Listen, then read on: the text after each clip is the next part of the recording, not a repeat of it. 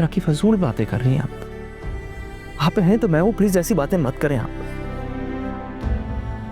वैसे भी इस वक्त अगर मीरब को छोड़ूंगा तो मजीद कानूनी पेचीदगियों में फंस जाऊंगा मैंने जानबूझ के तुम्हें इस जाल में फंसाया है। अरे भाई, रौनक नाम है मेरा। बोलो महाद, क्या कहते हो आप?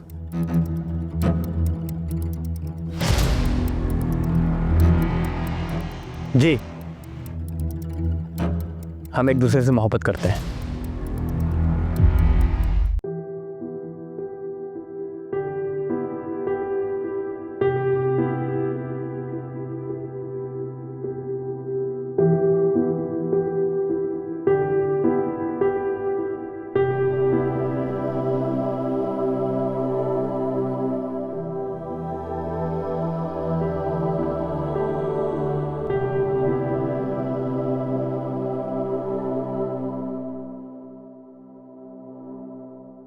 वालेकुम अस्सलाम। मीरब, मेरी बात सुनो, फौरन अपने घर आ जाओ, यहाँ क़यामत टूट गई है।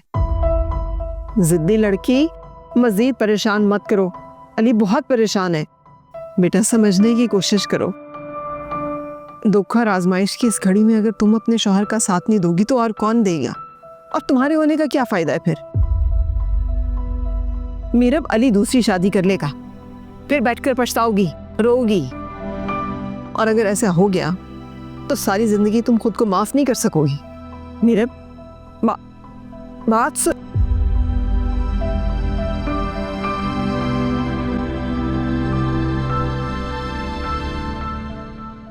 तुम क्या समझी? मुझे पता नहीं चलेगा। मक्का जाएगी। मेरे सामने तूने अपनी नापाक मोहब्बत को बर्बाद कराया। मैं तुझे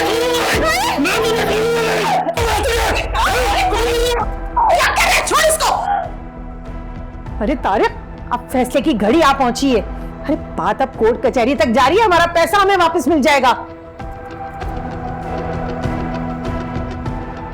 क्यों इस मनूस को हाथ लगा रहा है? क्यों इसे मार रहा है? बात पुलिस तक पहुंच जाएगी।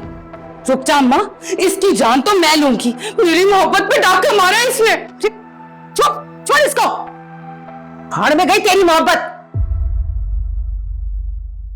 अरे वो यहां आता था ना, इसके दीदार के लिए आता था, तेरे लिए नहीं आता था। ये तो मैं ही हूं जिसने सारे रास्ते से पर्दा उठाया है। देखा नहीं था? इसका मामू आया था, तस्दीक कर रहा था इस बात की कि महाद वही लड़का है जिससे इसका चक्कर चल रहा था।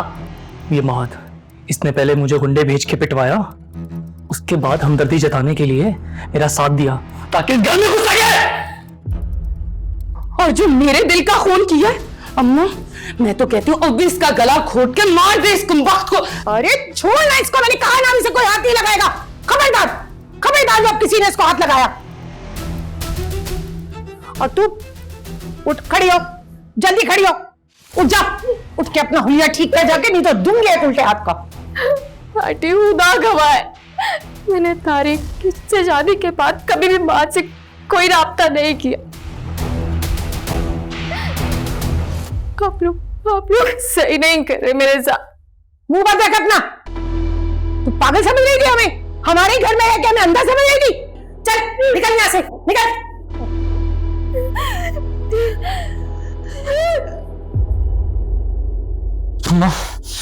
मैं उसको नहीं छोड़ूंगा, मैं उसको नहीं छोड़ूंगा। अरे तारिक, ये वक्त नहीं है गैरत के नाम पे कानून अपने हाथ में लेने का। तुझे पता है हमारा सारा पैसा हमें वापस मिलने वाला है, पूरा पूरा 1.5 करोड़। सुन रहा है ना? अम्मा, मैं एक बात बता दूं, ये पैसा सारा मेरी वजह से मिलेगा। मैं इसमें सब्बा को 1 रुपया भी नहीं दूंगा। अरे बात सुन, सारा का सारा दिमाग मैंने चलाया है, सबके राजों से पर्दा मैंने उठाया है। मैं तो अपना सारा हिस्सा वसूल करूंगी। और जो मेरे दिल का खून हुआ है उसका क्या? मैं भी अपना हिसाब लेकर आऊंगी। सुन लो तुम दोनों। पागल कहेंगी। तारिक, मेरी बात सुन, अब ना बहुत ऊंची आवाज से काम लेना है। कोई भी ऐसी वैसी हरकत नहीं करनी कि जिससे सारा मामला खराब हो जाए। समझ रहा है ना मेरी बात? और बात सुन, आलिया पे तो अब बिल्कुल हाथ नहीं उठाएगा, समझा? देखूं तो जरा इन लोगों को।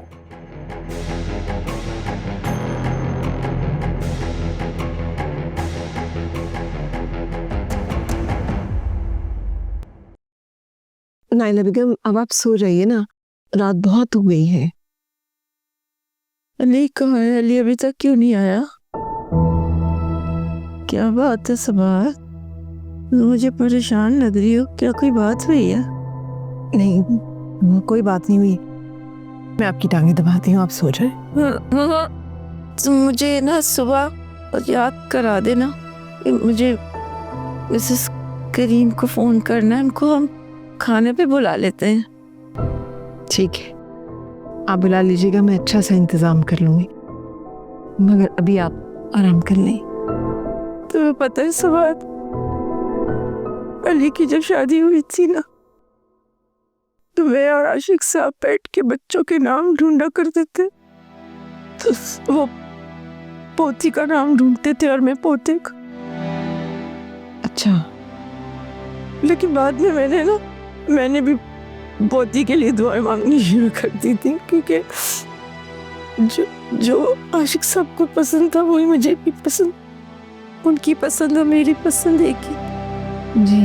मगर मीरब की हडर्मी ने हमारी सारी ख्वाहिशों को रोन डाला तुम्हारी वजह से। मैं माफी चाहती हूँ। उल्फत कहती थी, एक बार किसी की गोद उजड़ जाए ना तो दोबारा कभी आबाद नहीं होती। अल्लाह आपकी ये तमन्ना जरूर पूरी करेगा, आप देखिएगा। आमीन। अच्छा, आप सो जाइए, बहुत बहुत देर हो गई है।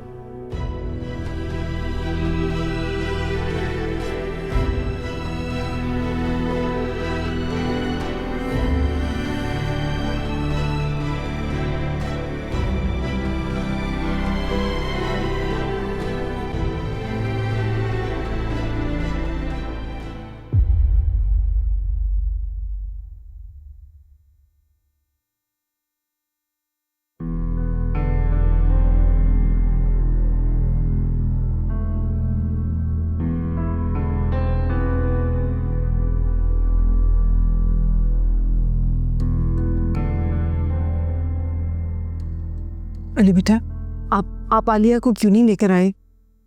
उसे साथ लेकर आते ना।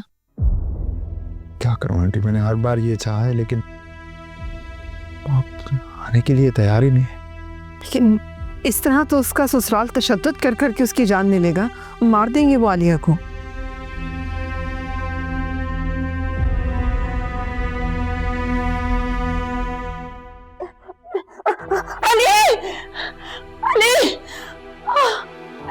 अम्मी, क्या हुआ? सब क्या हुआ आपको? ना अली तो आलिया को खींचा है।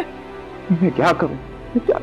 उसके अपने माँ बाप ने उसे जहन्नम में झोंक दिया। उसको कैसे उसके माँ बाप मर गए उसके लिए? हमें उसके माँ बाप उसका सहारा है, जा उसको लेकर आओ। नाइला बेगम बिल्कुल ठीक कह रही है अली बेटा, उसके ससुराल तशद्दुद कर करके आलिया को मार देंगे, उसकी जान को खतरा है। आप कानून की मदद ले लो, लेकिन आलिया को ले आओ। मैं कुछ करता हूँ। यारा मेरी औलाद को किसकी नजर लग गई, जब से मीरब के कदम इस घर में पड़े मेरा घर बर्बाद होके रह गया। जन्नत जैसा घर जहन्नम बन गया। अच्छा, एक मिनट, मैं आपको मुझसे नहीं उठा जा, मैं आपको सहारा देती हूँ। मुझसे नहीं उठा जा।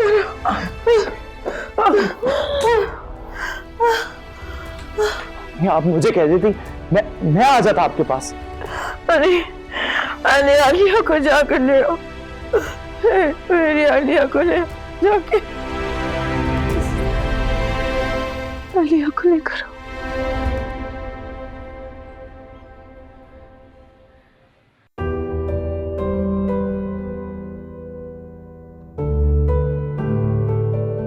ओ अली, क्या हाल है?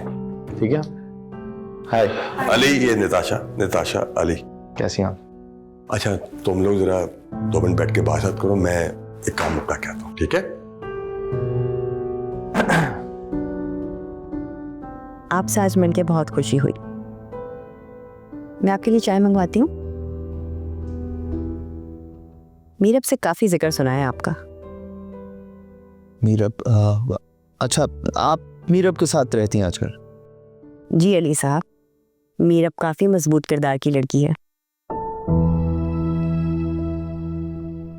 और आपसे काफी मोहब्बत करती है। आपको उस पर शक नहीं करना चाहिए।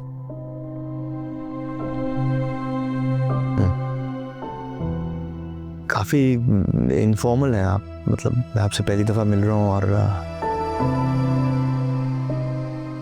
मुझसे मेरी बेगम को डिस्कस कर रही हैं। आप ही ने अली साहब मीरब के इस ऑफिस पे यहाँ किरमानी साहब से मिलने पर पाबंदी लगाई थी और आज आप खुद यहाँ पर मौजूद हैं उनके दोस्त की हैसियत से। देखिए उस टाइम पे मैं किरमानी के बारे में जो ओपिनियन रखता था वो कुछ अच्छी नहीं थी। हाँ, उसे अयाश समझता था मैं, लेकिन बाद में मुझे एहसास हुआ कि फिरोज़ा जो है वो उसे चीट कर रही थी।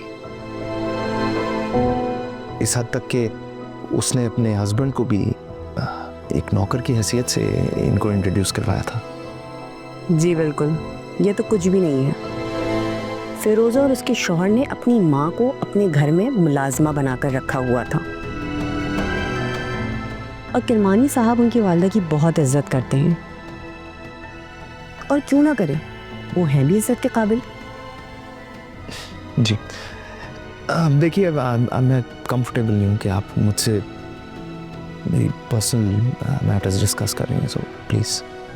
मीरब ने बतौर एक्ट्रेस किरमानी साहब के साथ एक प्रोजेक्ट भी साइन कर रखा है, मगर सिर्फ और सिर्फ आपकी नाराज़गी के डर से वो इस प्रोजेक्ट पे काम करने को तैयार नहीं है। किरमानी साहब को करोड़ों का नुकसान भी हो रहा है, मगर न किरमानी साहब और न मीरब इस प्रोजेक्ट पे काम करने के लिए हामी भर रहे हैं।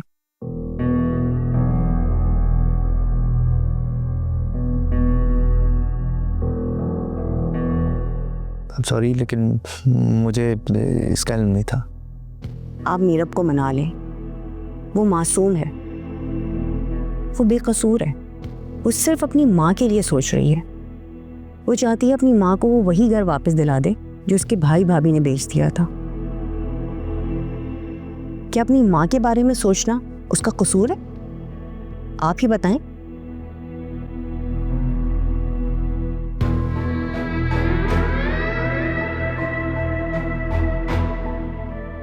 मैं चाय मंगवाती हूँ आपके लिए।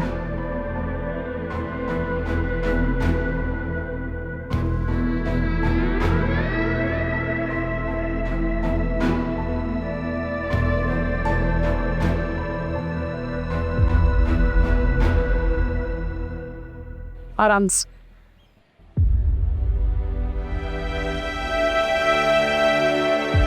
ठीक है,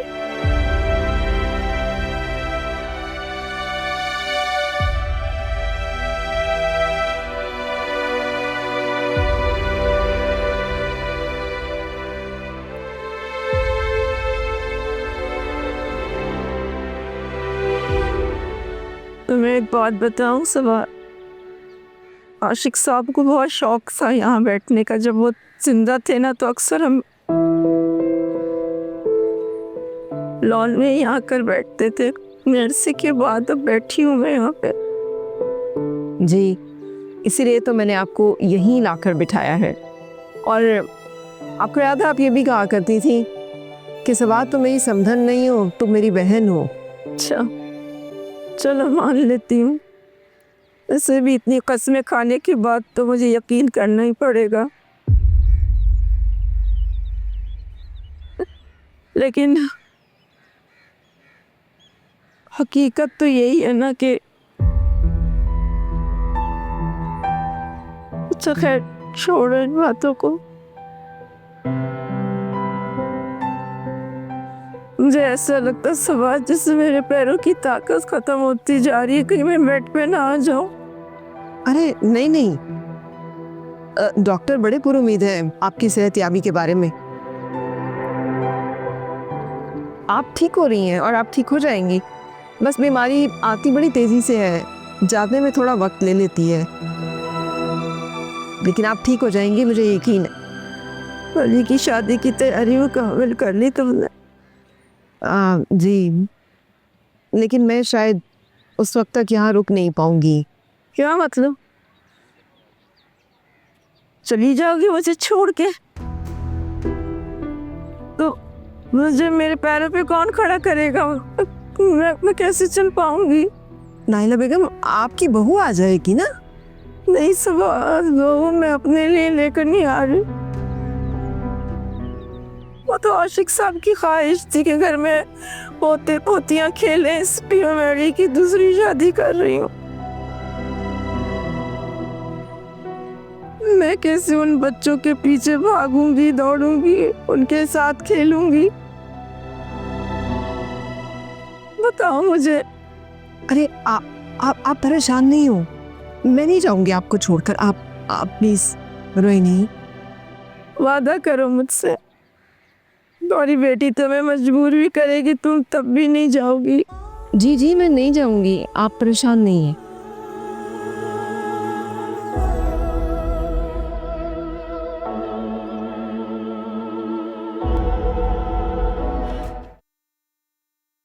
चले भाई अली, तुम्हें अपनी वालदा की मेडिसिन भी ले लें।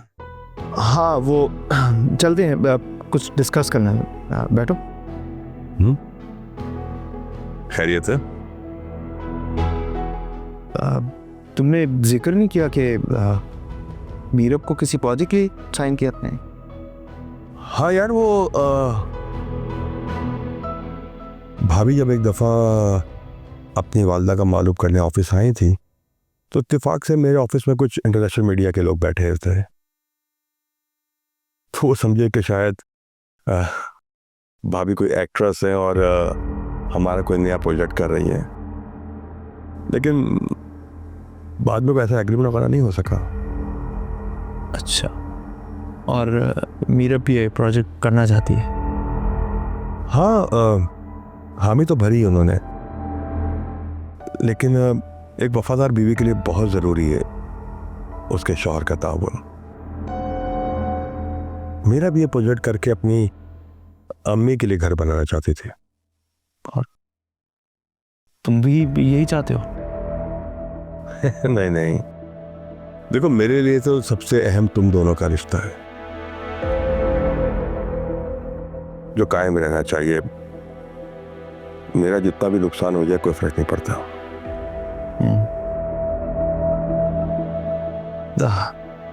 तुमने हर मोड़ पर मेरी मदद की है, तो मैं तुम्हें अपना मोहसिन मानता हूँ।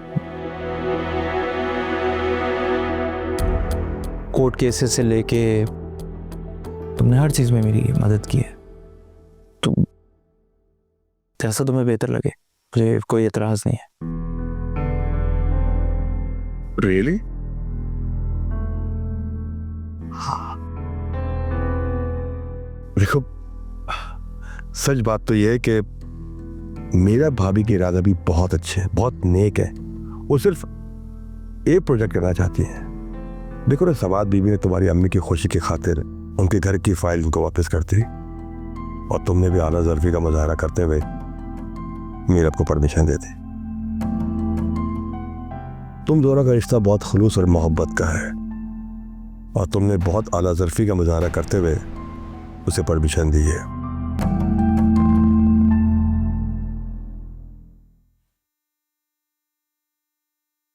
चलो नीचे। अरे बंद करो अपनी खोखो, सारी ड्रामेबाजियां तुम्हारी मैं निकालती हूँ। ये लो भाई, आंटी आ गई तुम्हारी दुश्मन। अरे करो, अपने ससुर के सामने सारे अपने जुर्म का एतराफ करो, जल्दी बताओ। तुम मुझे सिर्फ ये बताओ कि ये सच है कि तुमने तारिक की दोस्ती का ड्रामा रचा कर फलके को अपने घेरे बुलाया यहाँ पर? नहीं। ये क्या पूछ रहे हो तुम इससे ये पूछो कि महद इसकी मोहब्बत है या नहीं, शादी से पहले उससे मोहब्बत करती थी या नहीं, और नरगिस के रिश्ते के बहाने उससे रौ रस्म बढ़ा रही है। नहीं, ये झूठ है। सच है, ये महद तुम्हारी मोहब्बत है, और तुम्हारे माँ बाप ने ना तुम्हारी मोहब्बत का जनाजा उठा के तुम्हारे कंधों पे लाद के ना तारिक के साथ ब्याह दिया कि जाके सारी जिंदगी अपनी मोहब्बत की लाश पे मातम करो। बताओ महक तुम्हारी मोहब्बत है या नहीं? बोलो। बोलते क्यों नहीं? महक वही लड़का ना? मुझे बताओ ये सच है कि नहीं?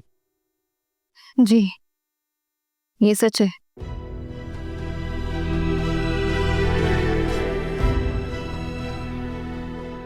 तौबा तौबा, कितनी बेशर्म और बेगैरत लड़की है, खुद एतराफ कर रही है।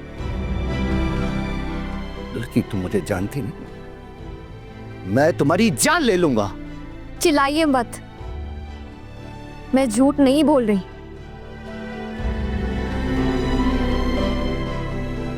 हर इंसान की शादी से पहले कोई ना कोई पसंद होती है, और अगर तारिक से शादी के बाद मैंने महक से कोई रिश्ता रखा होता, कोई ताल्लुक रखा होता, तो मैं तारिक की मुजरिम होती। अच्छा, तो जब वो पहली बार इस घर में आया था तो बताया क्यों नहीं था? क्यों नहीं बताया? क्या बताती? कुछ होता तो बताती ना। और दीवारें कूदकर अपनी बेटी का आशिक अशरफ आता था, मेरा नहीं। जबान पर लगाम दो अपनी। अगर मैं तारी की वफादार ना होती तो सारी सारी रात उसे नशे में देकर घर से जा चुकी होती, या फिर पुलिस को बुला लेती।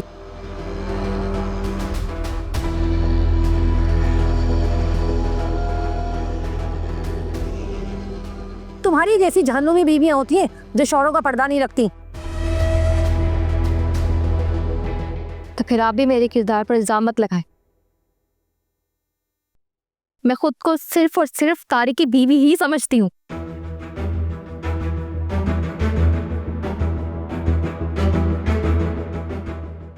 आलिया, तुम्हारी ये बात मेरे दिल को लगी।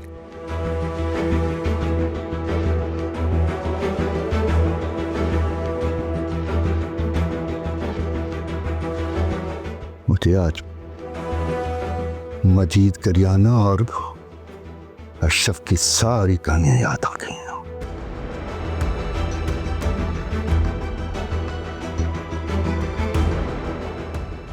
रौनक, तुम भी सुन लो और अपने बेटे तारिक को भी बता दो, अब तक जो कुछ हुआ है मैं उसको भूल चुका हूं।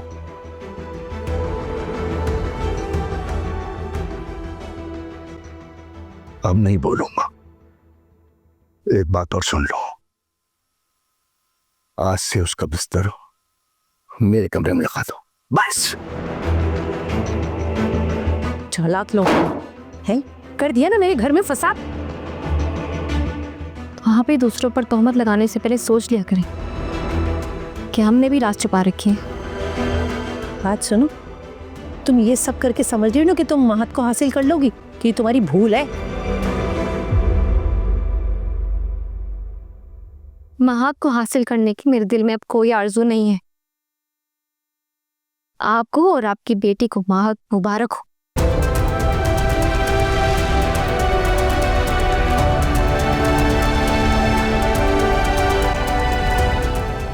तुमने क्या सोचा कि मैं यहाँ दोबारा नहीं आ सकता? नहीं, ऐसी बात नहीं है, ये आपका अपना घर है। वो नताशा कहाँ है? वो सो रही है, रात भर स्क्रिप्ट पे काम करती रही है, बहुत हार्ड वर्किंग है। तुम जानती हो मेरा ये जो नताशा है ना, ये बर्बादी की दास्तान है। जी। इन हसीनाओं को कहीं भी सुकून नहीं मिला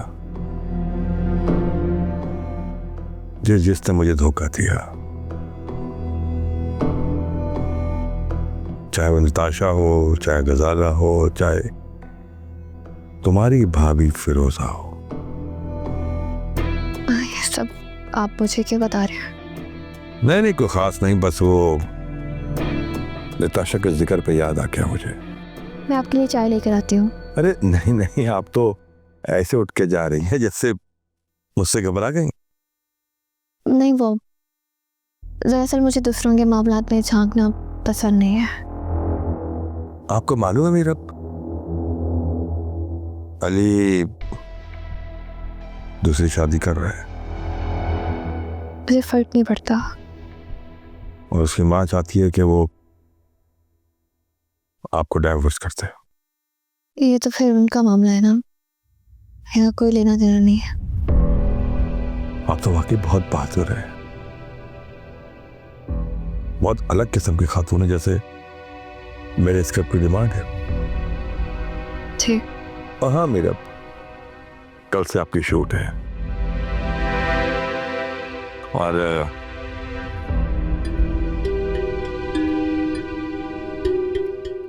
ये रहा चेक, आपका एडवांस। Thank you.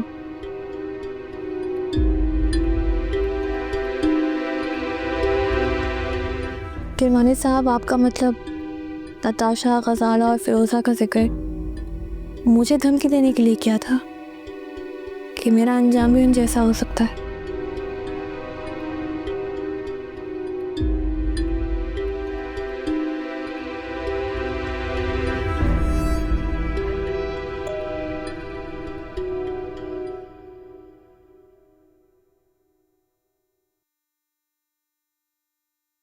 अम्मी की तबीयत कैसी है अब? मैं उनके पास जाता हूँ तो मुझसे तो वो शादी की बात ही करती हैं। नाइला बेगम की तबीयत ठीक नहीं है, इसलिए उनकी बातों का बुरा बनाने की ज़रूरत ही नहीं है। उन्हें आपके प्यार और तवज्जो की बहुत ज़रूरत है। हाँ, लेकिन मैं फिर से शादी की अजियत से नहीं गुजर सकता। अली, आप इकलौते बेटे हैं और नाइला बेगम की वाहिद आस है। आपकी मीरब भी तो आपका वाहिद सहारा है, और मैं मानता हूँ कि माँ बाप को अपनी औलाद से उम्मीदें होती हैं, लेकिन अब ये भी तो कोई तरीका नहीं है ना कि से वो कह रही है कि मैं फिर से शादी कर लूं और मैं मान जाऊं उनकी बात। मुझे तो खुद कुछ समझ नहीं आती अली। नाइला बेगम हर वक्त ये बात करती हैं और मैं नहीं चाहती कि वो ये समझें कि मैं मीरब की वजह से उनकी इस घर की खुशियों की राह में रुकावट हूँ। मैं तो खुद बहुत मुश्किल में हूँ। बस मेरी आपसे एक ही रिक्वेस्ट है कि प्लीज अम्मी को छोड़ के मत जाइएगा ऐसे। ये उनकी जिंदगी का सवाल है। ये कैसी बात करें आप? ऐसा हो ही नहीं सकता। मैं नाइला बेगम को इस हालत में छोड़कर नहीं जा सकती। जब तक वो ठीक नहीं हो जाती मैं कहीं नहीं जा रही। आप परेशान ना हो। Thank you.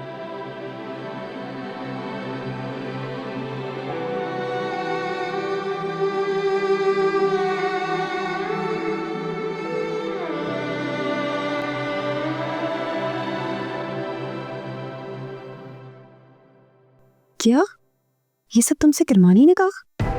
कहा नहीं, धमकी दी है मुझे कि मेरा आशिक भी उन लड़कियों जैसा होगा तो तलाक मेरा मुकद्दर बनेगी या फिर जेल। जेल वाली बात तो तुम रहने दो। तुमने किरमानी से एक पैसे का फायदा नहीं उठाया, और रही बात घर की, किरमानी ने अपनी मर्जी से वो घर तुम्हें रहने के लिए दिया है। लेकिन हाँ, तुम्हें तलाक वाली धमकी पर जरूर गौर करना चाहिए। मुझे लगता है कि ये सब कुछ अली किरमानी साहब से खिलवा रहे हैं। अली मुझे मुख्तलिफ ज़राए से पैगाम पहुंचा रहे हैं कि अगर मैंने उनकी बात नहीं मानी, उनके पास नहीं लौटी, तो वो मुझे तलाक दे देंगे। किरमानी साहब बता रहे थे कि अली दूसरी शादी कर रहा है। अली की अम्मी चाहती हैं कि वो मुझे तलाक दे दे। क्या? अगर ऐसा है तो तुम्हारी अम्मी को तो उस घर में बिल्कुल नहीं रहना चाहिए। वो उस घर में कैसे रह सकती हैं जहां उनकी बेटी के सौतन लाने की बात की जा रही है? वो क्यों करेंगी खिदमत वहां किसी की? ये सब धमकियां हैं। तुम नहीं जानती है, अम्मी तो इंसानियत के नाम पे अपनी औलाद को भी कुर्बान कर देंगी। एक ऐसी बेटी जो माँ पर अपनी जान कुर्बान कर दे, उसके सामने उसकी बेटी बर्बाद हो रही है, कोई माँ कैसे देख सकती है ये सब? मगर मीरा, तुम फिर भी अपने घर वापस चली जाओ। जो शख्स मुझे ब्लैकमेल कर रहा है, मैं उसके पास वापस चली जाऊं? प्यार करने वाले मोहब्बत में सब कुछ कर गुजरते हैं। अगर अली ने भी हरबे हीले बहाने कर दिए तो क्या हुआ? अली बेशक दूसरी शादी कर ले, मैं उनके पास वापस नहीं जाऊंगी। अपनी अम्मी की खातिर भी नहीं जाओगी? अम्मी को मेरे पास वापस आना होगा। चलो खैर, मुझे देर हो रही है, मैं ऑफिस के लिए निकलती हूँ। अच्छा सुनो, थोड़ा वेट करो, मैं भी तुम्हारे साथ जाऊंगी। तुम साथ चलोगी? हाँ, किरमानी का दिया तोहफा उन्हें वापस लौटाने।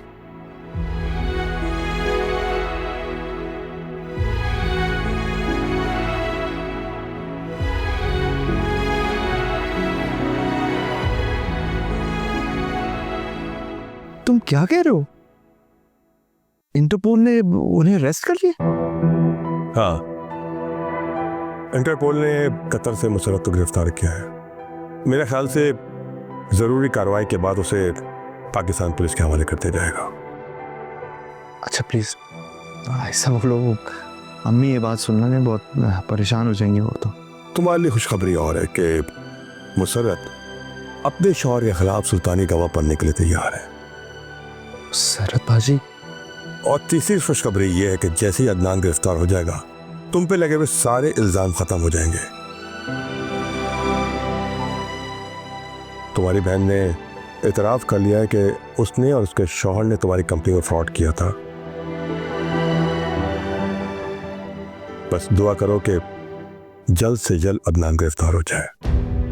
क्या?